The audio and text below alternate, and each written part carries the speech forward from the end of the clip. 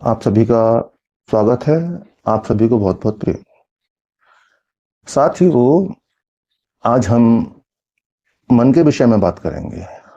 हमारा मन कितना चतुर है और कैसे कैसे हमें उलझाता है। मेडिटेशन, ध्यान साधना और हमारे भौतिक जीवन में भी मन हमें किस तरह से भ्रमित करता है। और आध्यात्मिक साधना के लिए तो सारा खेल मन का ही है। मन से ही हमें जीतना है। तो मन के विषय में मैं थोड़ी सी बात करना चाहूँगा। तो मन के विषय में मैं आपको एक कविता स्वयं की लिखी हुई सुनाने जा रहा हूँ, जो कि मन की स्थितियों के बारे में आप समझ पाएंगे। ये मन हमें कैसे कैसे भ्रमित करता है। खुद से खुद की करे बढ़ाई। ये हमारा मन स्वयं ही खुद की बड़ाई करता है, अपनी तारीफ करता है। हम अपनी बड़ी बड़ी तारीफ करते हैं, ना होते हुए भी बड़ी बड़ी डींगे मारते हैं। वास्तव में वो सब कुछ नहीं होता जितना कि मन तैयार कर देता है। तो पहली पंक्ति शुरू करता हूं।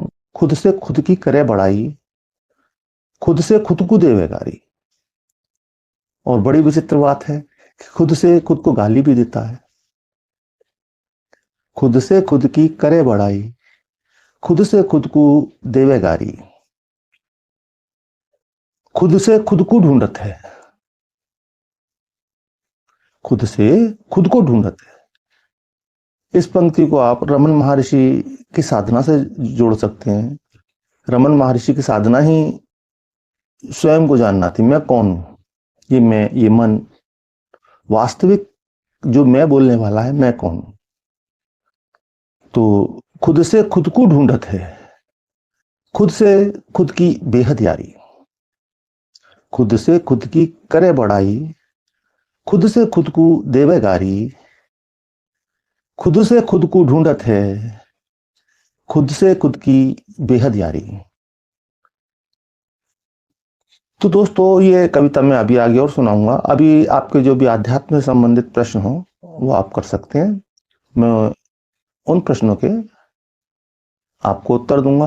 आध्यात्म की गहराइयों के जो नए साधक हैं, जो पुराने साधक हैं, मैं सभी की जिज्ञासा दूर करने का प्रयास करूंगा। कहीं उनकी साधना में कोई समस्या आ रही होगी तो उसको भी दूर करने का प्रयास करूंगा। आप कमेंट में लिखिए। आप जो है लाइव जो है प्रश्न करेंगे तो मैं लाइव आपके जवाब दूंगा। तो आप लाइव जो भी आपके प्रश्न हैं वो आप कर सकते हैं। मैं आपके सभी प्रश्नों के उत्तर दूंगा। मैं कोई सोशल मीडिया से पढ़कर नहीं आया हूं और ना ही कोई यूट्यूबर हूं। बहुत अच्छा बोलना नहीं आता मुझे, शायद बहुत अच्छे शब्द भी ना हो मेरे पास। हाँ, कभी कभी थोड़ी आध्यात्मिक कविताएं, दोहे, छंद ये मैं लिख लेता हूं। तो कविता को आगे बढ़ाते हैं। खुद से खुद की करे बढ़ाई, खुद से खुद को देवे गारी। खुद से खुद को ढूंढत है, खुद से खुद की बेहद यारी। अब आगे, घिस घिस साबुन तनवा धोबे।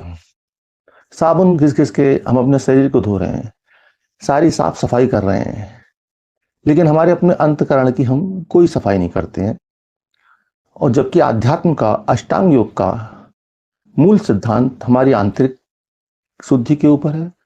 जितना भी है अष्टांग योग में षट कर्म आते हैं, जिनमें कि हमारे से शरीर के जितने भी द्वार हैं उनसे हमारी आंतरिक सफाई का, शुद्धि का एक पूरा साइंस है, जिससे कि हम अपनी आंतरिक शारीरिक शुद्धि कर सकें। और मानसिक शुद्धि के लिए तो मेडिटेशन, ध्यान साधना है ही, जिससे कि हमारे जन्म जन्मों के कर्म खत्म हो जाते हैं, पाप खत्म हो जाते हैं।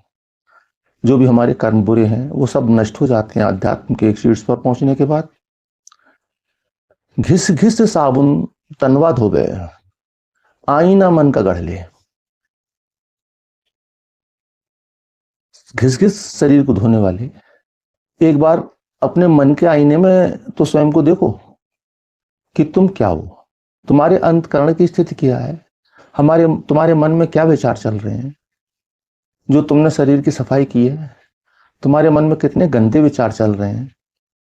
क्या सोचा है कभी आपके मन में कोई किसी सामने वाले के प्रति कोई एक विचार चल रहा हो और वो जान ले, या आप किसी सामने वाले व्यक्ति की किसी भी एक विचार को जान लें, तो आप उससे कैसे बिहेव कर पाएंगे, कैसे उससे सामंजस्य बिठा पाएंगे। क्योंकि हर व्यक्ति के मन में बहुत सारे नेगेटिव विचार सामने वाले के प्रति चलते रहते हैं। घिस घिस साबुन तनवा धोबे, आईना मन का गढ़ ले। मन का जीवन है। हर व्यक्ति का अपना एक मन है और सभी का एक जीवन है, सभी का एक संसार है। हर व्यक्ति का एक अपना अलग संसार है। मन का जीवन है, मन का गढ़ ले। तो ये जितनी भी पूजा पाठ शास्त्रों की बातें, इन बातों में कहीं भी कुछ मिलेगा नहीं। मिलेगा तो जो हमारे मन का है, जो हमारी श्वासों की आवागमन है, इसको अगर हम साध लें, मन की गहरी स्थितियों में उतर जाएं और मन का पढ़ लेंगे, मन की माला जब हम जपने लगते हैं तो आगे लिखते हैं, मन का जीवन है, मन का पढ़ ले, जन्म जन्म का मैला ढोता। जन्मों जन्मों का, इस जन्म का नहीं। आपने इस जन्म में कितने बुरे कर्म किए, अच्छे कर्म किए, अनंत जन्मों में भी अच्छे और बुरे कर्म करके आए हैं हम जाने कितने बुरे कर्म किए, उनकी हम कोई सफाई नहीं कर पाते, उनके बारे में कुछ नहीं सोच पाते। मन का जीवन नहीं, जन्म जन्म का मैला ढोता, हो गए जन्म जन्म पे भारी। जन्म जन्म का मैला ढो रहे हैं, अपने बुरे कर्मों को, मन की स्थितियों को बहुत विकराल बना लिया है, और इस जीवन में भी और उसको बढ़ाते जा रहे हैं। हो गए जीवन जीवन पे भारी, खुद से खुद की करे बढ़ाई, खुद से खुद को देवे गारी। चाह में सारा जीवन बीता, चाह में सारा जीवन बीता। आपका सारा जीवन चाह में बीत गया, ऐसा हो वैसा हो। आज छोटी गाड़ी है, कल बड़ी गाड़ी हो। आज ये मॉडल है, कल ये वाला मॉडल हो। तो चाह कभी खत्म नहीं होती। आज तुम्हारे पास घर नहीं है तो घर की चाह है, घर हो गया तो एक बड़े घर की चाह है, बड़ा घर हो गया तो और बड़े घर की चाह है। तो ये चाह कभी खत्म नहीं होती। कोई संतोष हमें सारे जीवन में कहीं मिलता नहीं है। चाह में सारा जीवन बीता, चाह ना पूरी हो गए, आज समझ ले खुद को मनवा। इस जीवन में 84 लाख योनियों में मनुष्य का जन्म मिला है, तो आज तो अपने मन को समझ लो, समझ लो इस मन को, इस मन की वृत्तियों को समझ लो। अगर इस मन की सब वृत्तियों को समझ पाए तो आपका स्वयं आत्म कल्याण हो जाएगा। इस मन की स्थितियों को समझने लगे जिस दिन, सारी साधनाएं, आध्यात्मिक जितनी भी साधना है वो सारी मन की है, समझ लेने की है। जिस दिन आप मन को समझ लेंगे, आपकी साधना पूरी हो गई, कुछ करने की आवश्यकता नहीं है।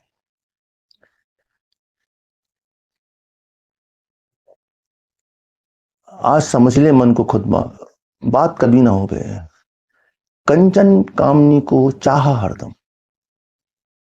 आपने सारा जीवन क्या चाहा है?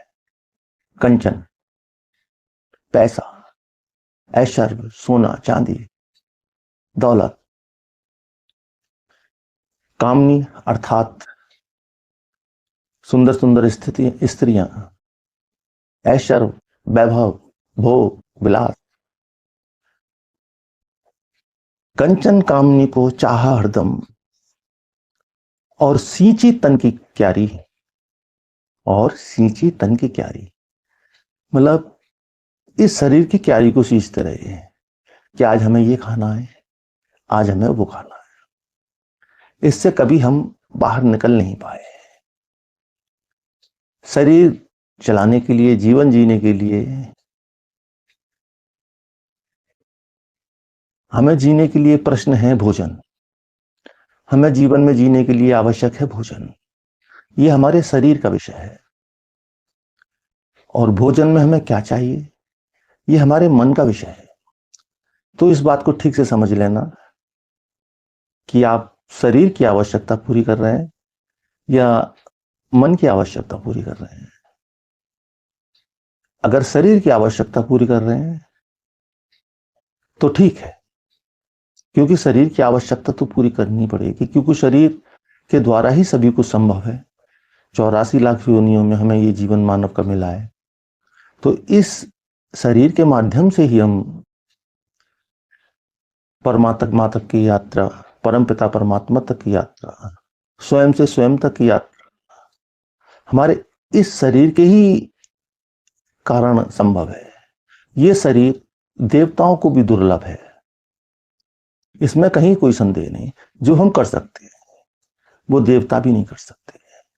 जो हम अपने मन की परिष्कृत करने के लिए ध्यान साधना कर सकते हैं, मन को परिष्कृत कर सकते हैं, उस कार्य को देवता भी नहीं कर सकते। उस कार्य को करने के लिए एक शरीर की आवश्यकता होती है। देवताओं के पास शरीर नहीं होता, और देवता भी मनुष्य योनि में आने के लिए तरसते हैं। आज हमें मनुष्य योनि मिली है, तो इस मनुष्य योनि का हम जितना अच्छे से उपयोग कर पाए अपने आत्म कल्याण के लिए, अपने आत्मबोध के लिए, अपने आत्म साक्षात्कार के लिए, परमात्मा के साक्षात्कार के लिए। आत्मा में और परमात्मा में कोई भेद नहीं है। परमात्मा का ही अंश आत्मा है। हम सभी में आत्मा है। अगर हम अपने अंदर झांक लें, अपने आप को देख पाए, अपने अंदर को, परमात्मा को देख पाए, तो समझ पाएंगे परमात्मा बाहर कहीं नहीं, हमारे अपने अंदर है। कण कण में व्याप्त है परमपिता परमात्मा। तो उन्हें बाहर कहीं नहीं ढूंढना है, हमें बाहर कहीं नहीं तलाशना है, हमें स्वयं अपने मन के अंदर उन्हें तलाशना है। तो साथियों, आगे की कविता में आगे पढ़ता हूं। कंचन कामनी को चाहा हरदम, और सींची तन की क्यारी, खुद से खुद की करे बढ़ाई, खुद से खुद को दे बेगारी। मन से मन की चाहत है। समाज में, जीवन में, परिवार में हम मन से मन की चाहत है।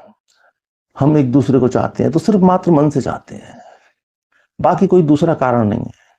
चाह का कारण ही मन है। जितनी भी चाह है, जितनी भी इच्छा है, वो सिर्फ मन के कारण है, और यही हमें दुख देती है, यही हमें कष्ट देती है। इस मन से ही पार जाना है। मन से मन की चाहत है, मन से मन की राहत। जो मन ने चाहा, ना मिला दुखी हो गए, मिल गया खुश हो गए, राहत मिल गई। तो मन से मन की चाहत है, मन से मन की राहत। मन से खुशी है मिलती है। खुशी का कोई और कारण नहीं है, मन से मिलती है। हमें ऐसा लगता है कि हमें खुशी बाहर से मिल रही है। बाहर से कभी कोई खुशी हमें हासिल नहीं होती और ना हो सकती है। जो खुशी है, जो बाहर से मिलने वाली खुशी है, वो क्षणिक है, लेकिन हमारे अंदर एक आनंद का झरना बह रहा है, जो कि परमपिता परमात्मा का झरना है। जिस दिन हम उस प्रेम परम परमात्मा के गहराइयों में उतरेंगे, तो समझ आएगा कि हमारे अपने अंदर कितना आनंद बह रहा है। आपको इतना आनंद बाहर कहीं नहीं मिलेगा जितना जिस दिन आप अपने अंदर उतरने में सफल हो गए, और जिस दिन आपने अपने अंदर के आनंद को चख लिया, उससे बड़ा आनंद, उससे बड़ा नशा, उससे बड़ी तृप्ति कोई दूसरी हो नहीं सकती। मन से मन की चाहत है, मन से मन की राहत। मन से खुशी है मिलती, और मन ही दुख की आहट। मन से तू है, मन से तू है, मन से मैं हूं। ये संसार जगत में जितना भी जो भी कुछ आप देख रहे हैं, जो भी कुछ देख पा रहे हैं, वो मात्र मन है, मन के सिवा कुछ भी नहीं। आप जो भी देखते हैं वही देखते हैं जो आपका मन दिखाता है, वही सोचते हैं आप जो आपका मन जो है सोचने को कहता है। अगर ऐसा नहीं है